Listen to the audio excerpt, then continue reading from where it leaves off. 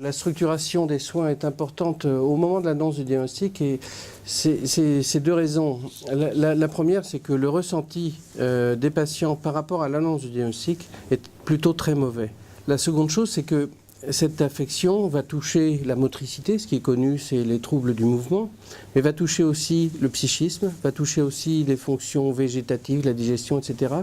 Et la prise en charge de cette affection va mettre en œuvre des techniques pluridisciplinaires très compliquées et il faudra les coordonner. Et donc, c'est important au moment du diagnostic d'annoncer un petit peu le côté complexe de la prise en charge de cette maladie et de mettre en place justement cette prise en charge. On ne vous a pas conseillé d'aller voir un psychologue, on ne vous conseille pas de voir une assistance, rien du tout. Donc j'ai fait par moi-même. J'ai été chercher à la pêche sur Internet. Il y a un manque d'informations, un manque de concertation dans les médecins. D'accord, ils se font des courriers entre eux, mais je veux dire, c'est un courrier, quoi. Il n'y a pas un groupe de travail où tout le monde est, je sais pas, donne son avis sur le patient, un genre de staff, quoi. Avec le psychologue, parce qu'il y en a besoin de beaucoup de personnes autour de nous, hein.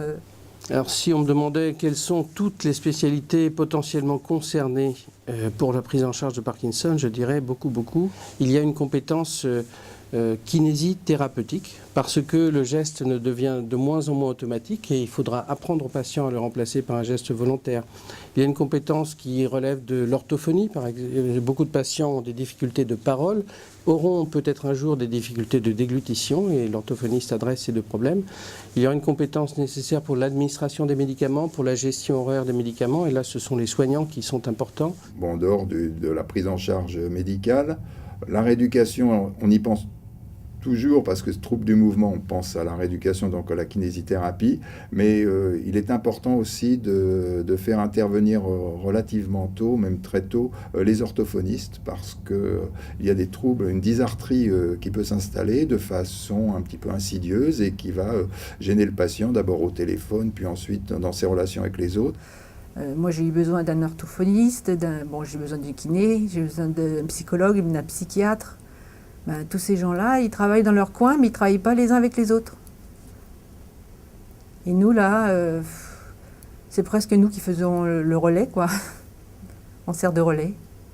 On transmet les choses. Vous n'avez pas reçu un courrier d'un tel? Ah si, mais entre eux, ils ne se parlent pas. Et ça c'est dommageable pour nous, parce que on a l'impression qu'on est au milieu de tout ça, nous, et déjà on a du mal à accepter, mais on n'est pas aidé on ne se sent pas soutenu, puisque c'est chacun dans son coin. Je pense qu'il faut décloisonner les activités professionnelles et qu'il y ait une cohérence dans les prises en charge.